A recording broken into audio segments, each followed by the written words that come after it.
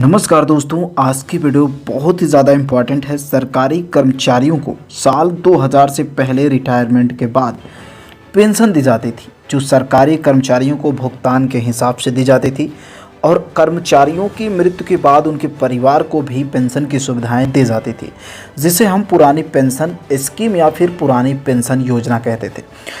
तो आज की इस वीडियो में हम डिटेल से बात करने वाले हैं कि ये पुरानी पेंशन की क्या अपडेट है और किन लोगों को मिलने वाली है और सरकार की नई गाइडलाइन क्या जारी हुई है। नमस्कार, मेरा नाम है भीमा चित्रा। स्वागत करता हूं आज की इस महत्वपूर्ण वीडियो में।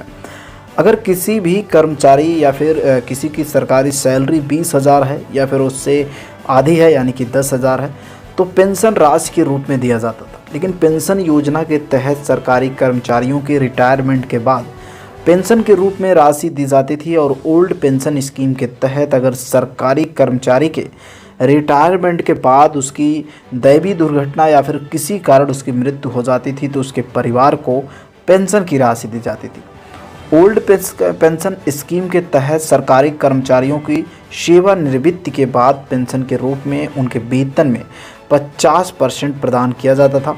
पुरानी पेंशन स्कीम में सरकारी कर्मचारी की सैलरी नहीं काटी जाती थी।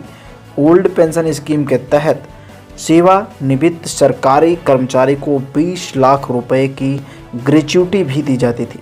और आरबीआई का मानना है कि अगर पुरानी पेंशन स्कीम को फिर से लागू किया जाता है तो ये पीछे नहीं जाएगा, बल्कि पीछे की ओर से ओल्ड पेंशन स्कीम के बारे में आरबीआई ने कहा अगर ये योजना लागू की जाती है तो राज्य की आर्थिक स्थिति भी प्रभावित होगी, जिससे विकास कार्यों में बाधा आएगा।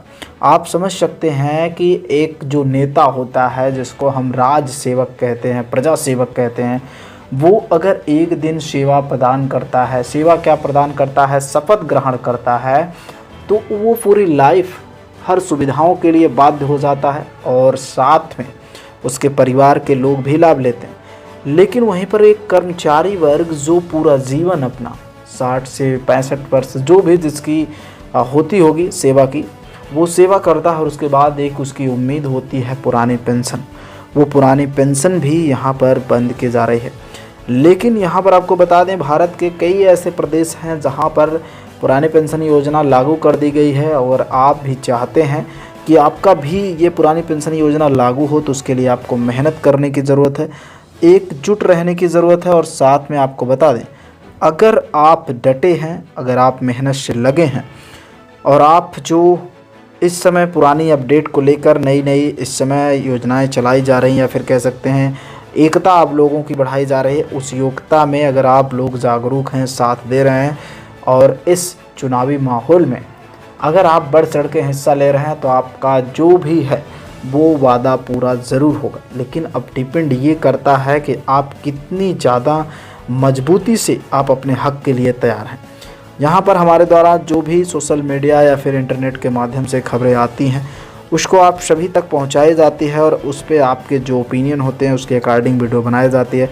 तो फिलहाल अभी तक की जो अपडेट है, उत्तर प्रदेश में सरकार झुकने का नाम नहीं ले रही है। लेकिन सामने आपको पता है कि चुनाव है और इस चुनाव में अच्छों की बोलती बंद हो जाती है। तो अगर आप इसका सही से फ़ायदा उठाना चाहते हैं तो आपको अपना एकता, अपना जो भी है संघ का साथ देना होगा और बढ़ चढ़ के अपनी मांगों को ऊपर रखना होगा। फिलहाल हमारे द्वारा यहाँ पर जो भी प्रयास है वो पूरा किया जाएगा। अगर आप चाहते हैं कि ऐसे ही आपको वीडियो मिलती रहे तो आप चैनल का सपोर्ट करें, चैनल को शेयर करें और अपनी कमेंट यहाँ पर ज़रूर दर्ज करें। तो फिलहाल आज के वीडियो में इतना ही था। हम आपसे मिलते हैं नेक्स्ट वीडियो में। तब तक के लिए टाटा, बाय बाय।